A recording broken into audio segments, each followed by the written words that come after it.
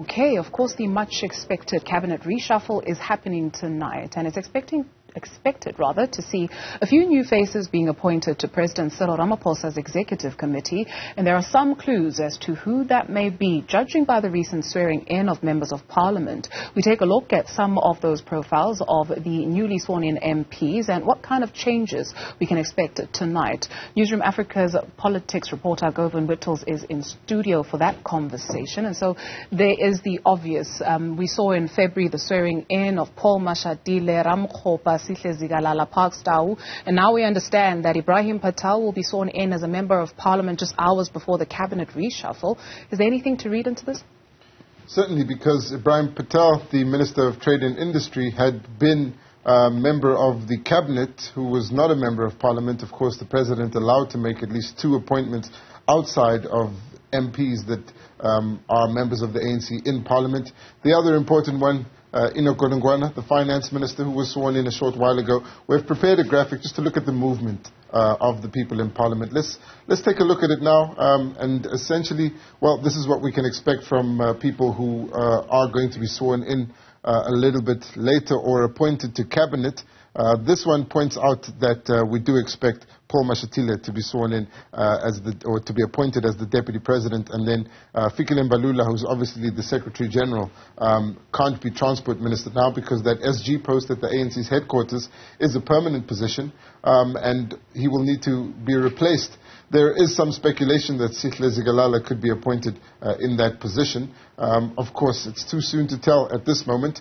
But then there is, of course, the profiles of the people who have been sworn in and what they have to offer. Let's take a look at that. Well, those are interesting profiles. We have Maropene Ramakgopa. She's the former district mayor of the district municipality in the Northern Cape. She had also served as the chief advisor to the African Union. She is someone who has extensive experience in an advisory capacity. Of course, before coming in as the second Deputy Secretary General of the ANC, she had served as the Chief Operations Officer of the ANC Women's League. Then there's Sihle Zigalala, former MEC of Cooperative Governance, also former MEC of Economic Development in KwaZulu-Natal, more notably the former Premier of KwaZulu-Natal. Then Parks Tau, someone whose name is being touted as a possible electricity minister, is someone who's also the former MEC of Cooperative Governance here in Gauteng. Before that, he was the Deputy Minister of Cooperative Governance and Traditional Affairs. So he's already served in the National Executive at one point. But more notably, he was the former mayor of the city of Johannesburg, also the former chairperson of the South African Local Government Association, a position that he held after leaving as the mayor of Johannesburg. Someone with a lot of experience in governance, not someone with a lot of experience in the energy sector. But we'll have to see whether he does get appointed as the electricity minister. Yeah, absolutely. In fact, that portfolio will be in the presidency. But there was also talk, especially after the 55th National Elective Conference of the ANC, that some portfolios would be consolidated. For instance, Eskom would then be moving to energy. And so what are we hearing around the consolidation of portfolios?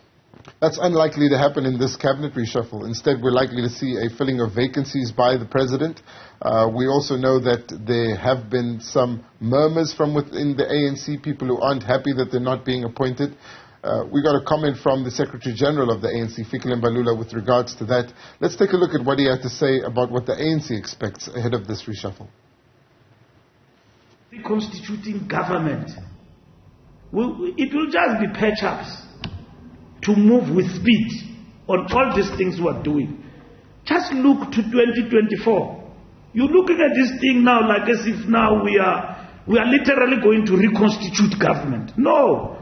Reshuffle is because there is a vacancy, you've got a consideration there and there.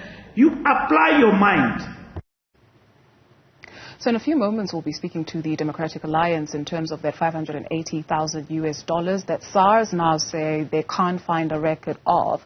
In terms of the pressure on the president of this Phala farm, surely that also farm matter, that surely also lingers in his thought a bit.